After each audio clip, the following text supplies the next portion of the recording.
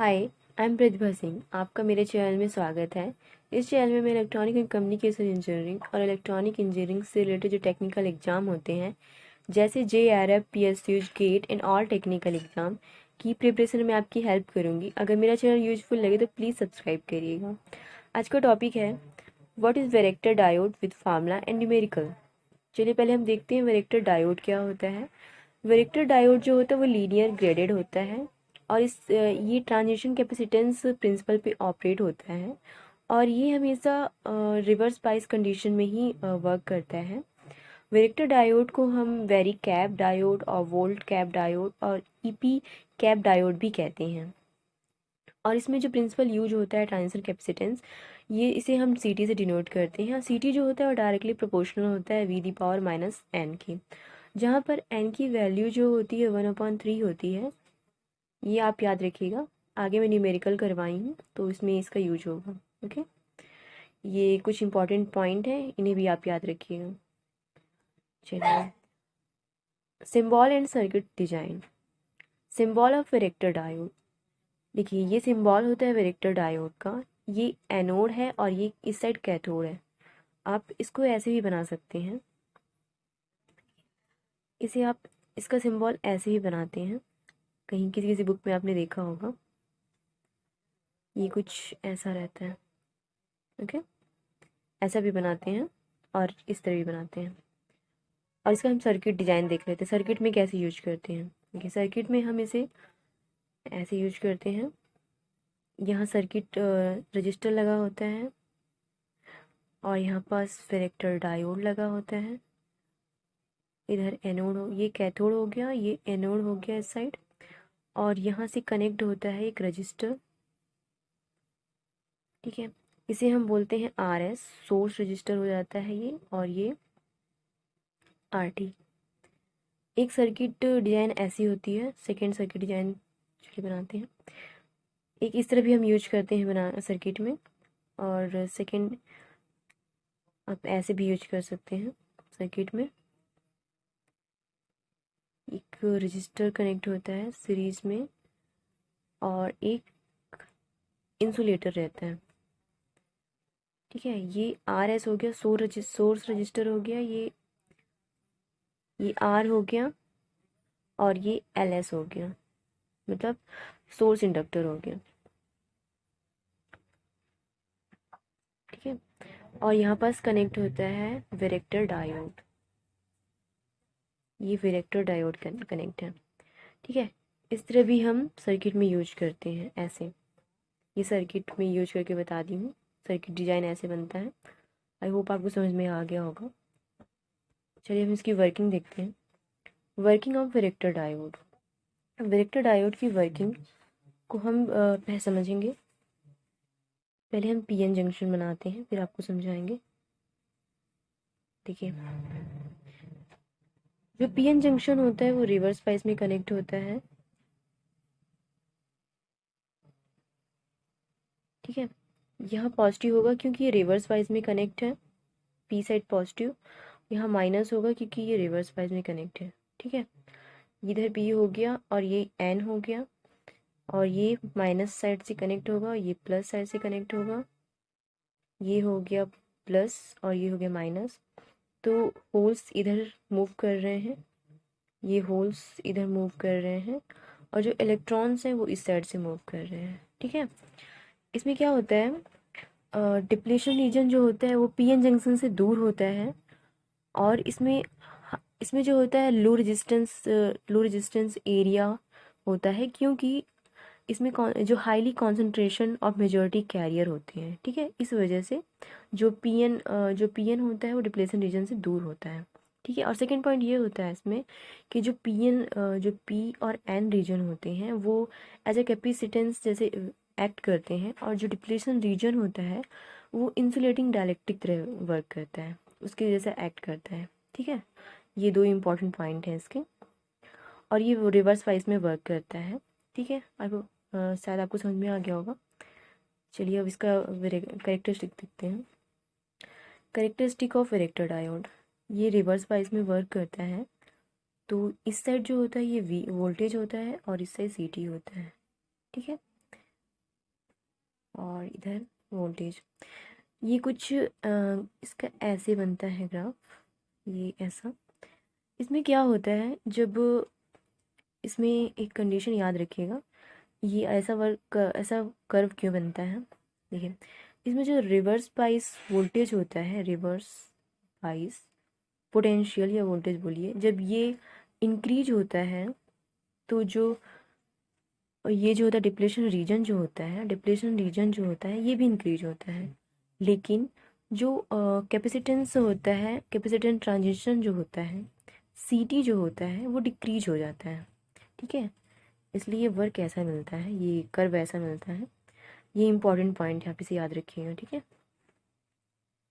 तो main concept यही है कैरेक्टरिस्टिक ऑफ वेक्टर डायोड का, कि रिवर्स बाइस पोटेंशियल अगर इंक्रीज होगा तो वो डिप्लेशन रीजन भी इंक्रीज होगा, बट रिड्यूस हो जाएगा ट्रांजिशन कैपेसिटेंस सीटी। ठीक है, एक मिनट। अब देखते हैं vector diode in tuning circuit. Tuning circuit में हम एक सर्किट बनाएंगे, इसमें एक फार्मूला यूज होता है। चलिए पहले सर्किट बनाते हैं। ये जो होता है, ये वोल्टेज सप्लाई वोल्टेज हो गया Vs, और ये यहाँ से वेरेक्टर डायोड कनेक्ट होता है। थोड़ा थोड़ा अच्छे से बन नहीं पा रहा, आप समझिएगा प्लीज़। और ये यहाँ से दूसरा दूसरा एक मिनट, ये दूसरा वेरेक्टर डायोड यहाँ कनेक्ट होता है। ठीक है, और यहाँ पास होता है इंडक्टर, इंडक्टर होता है। ठीक है, तो ये L हो गया, ये R हो गया, ये D1 हो गया वेरेक्टर डायोड, ये D2 हो गया, और यहाँ से जो कनेक्ट होता है प्लस VC, जिसे हम बोलते हैं वेरिएबल डीसी वोल्टेज, इसे हम वेरिएबल डीसी वोल्टेज बोलते हैं। ठीक है, ये सर्किट डायग्राम देख लिया आप ट्यूनिंग सर्किट का, varactor diode in tuning circuit. अब इसमें हम एक फार्मूला यूज करते हैं, उसी फार्मूले पे मैं आगे न्यूमेरिकल करवाई हूँ, तो आप इसे याद रखिएगा। ठीक है, चलिए न्यूमेरिकल देखते हैं। यहाँ पर होता है एफ नॉट इक्वल टू होता है 1 में 2 पाई √LCT। ठीक है, जहाँ पर CT इक्वल टू होता है C1 C2 C1 + C2। ठीक है, ये इंपॉर्टेंट फार्मूले हैं दोनों, इन दोनों फार्मूले पे मैं न्यूमेरिकल करवाई हूँ आगे, तो ये दोनों फार्मूले याद रखिएगा, बहुत इंपॉर्टेंट है। ठीक है, चलिए न्यूमेरिकल करते हैं इन दोनों फार्मूले के ऊपर। अब हम कुछ न्यूमेरिकल देख लेते हैं, जो मैं फार्मूला पहले करवाई थी उन्हीं फार्मूले के ऊपर। ठीक है, numerical of varactor diode. First numerical है, a varactor diode with a linear gradient doping profile has a capacitance of 50 pF. When no bias is applied to the diode, determine the junction capacitance for the silicon diode when the reverse bias applied to the diode is of 8 volt। देखिए यहाँ पर given क्या है, capacitance of 50 ये दिया हुआ है ना, ये CT की वैल्यू हो गई, और जो ये दिया हुआ है reverse bias applied to the diode, ये वैल्यू हो गई VR की, और junction capacitance for the silicon की वैल्यू हो गई, इसे हम VK से डिनोट करते हैं, VK की वैल्यू हो गई 0.7 वोल्ट। ठीक है, अब फार्मूला लगाती हूँ, फार्मूला लिखती हूँ। देखिए यहाँ बस फार्मूला यूज होगा, CT इक्वल टू होगा CT अपॉन में होगा 1 + VR अपॉन में VK की पावर N। यहाँ पर N की जो वैल्यू है 1/3 है, मैं पहले ही बताई थी। ठीक है, वही वाला 1/3 है। अब हम वैल्यू पुट करते हैं इसमें, CT इक्वल टू हो गया 50 अपॉन में 1 + VR की वैल्यू है 8 अपॉन में 0.7 VK की वैल्यू, और N की वैल्यू क्या है 1/K। जब इसे आप पूरा सॉल्व करेंगे तो इसका आंसर आएगा 21.59 पी एफ इसकी यूनिट है, ठीक है, कैपेसिटी की। तो ये आंसर आएगा।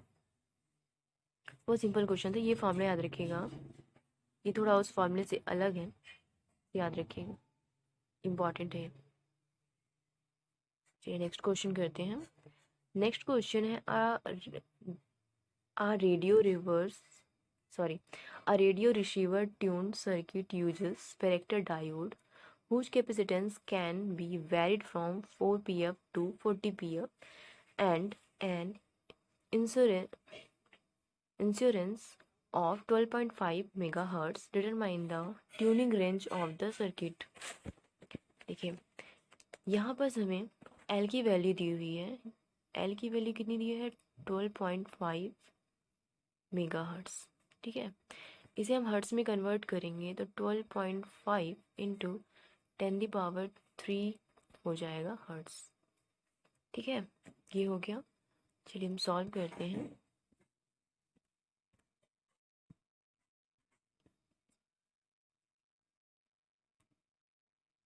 सी टी मिनिमम, पहले मिनिमम और मैक्सिमम निकालेंगे, ठीक है।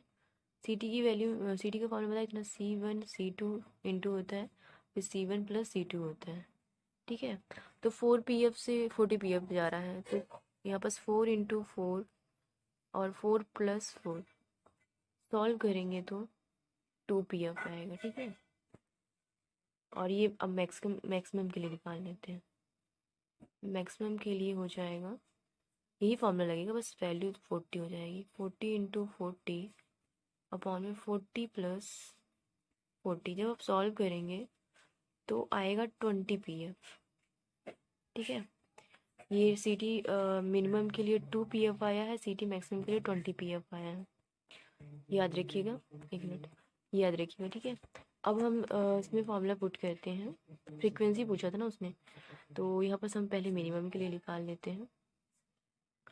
ये मैक्स के लिए, मैक्सिमम के लिए है 1 में फॉर्मूला लिख देती हूँ, तो फिर आप बोलेंगे फॉर्मूला कहाँ पुट कर ली। 2 pi into L C T, ठीक है।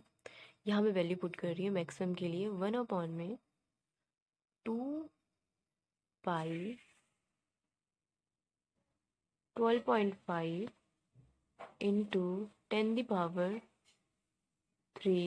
इंटू 2 इंटू 10⁻12, ये 12 हो गया, ठीक है।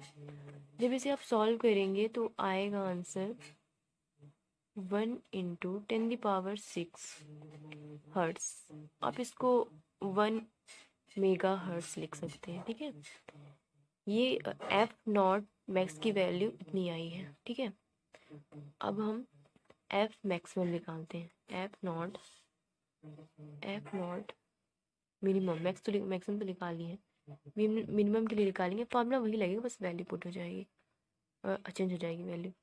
2 पाई इंटू 12 अंडर रूट है ना, ये 12.5 इंटू 10⁻³ इंटू 20 इंटू 10⁻−12। जब इसे आप सॉल्व करेंगे, ये जो वैल्यू है ये उसकी है जो सी टी मैक्स निकाले थे ना, नहीं सी टी मिनिमम निकाले थे ना, उसकी वैल्यू, ठीक है, याद रखिएगा। नहीं है, सी टी मैक्सिमम की वैल्यू ही है 220, और 2 जो आया था वो मिनिमम की वैल्यू थी। जब इसे आप सॉल्व करेंगे 318.31 किलो हर्ट्स, ठीक है, इतना आंसर आएगा। और ये जो रेंज पूछा था ना, एक मिनट देखिए, तो ये वही बता देती हूँ क्वेश्चन में। ये जो पूछा था determine the tuning range of the circuit, तो इसका जो रेंज होगा ना वो होगा, अभी सॉल्व किए ना 38.31 किलो हर्ट्ज से लेके ये 2 से हर्ट्ज से लेके ये हो जाएगा 1 मेगा हर्ट्ज तक, ठीक है। ये इसका आंसर हो जाएगा। आई होप आपको न्यूमेरिकल समझ में आ गया होगा। अगर आपको कोई भी डाउट होगा तो प्लीज़ कमेंट में पूछ सकते हैं। अगर आपको वीडियो अच्छा लगा हो तो प्लीज़ लाइक करिएगा, अगर हो सके तो प्लीज़ शेयर करिएगा, और प्लीज़ मेरे चैनल को सब्सक्राइब करिएगा। Thank you, bye bye.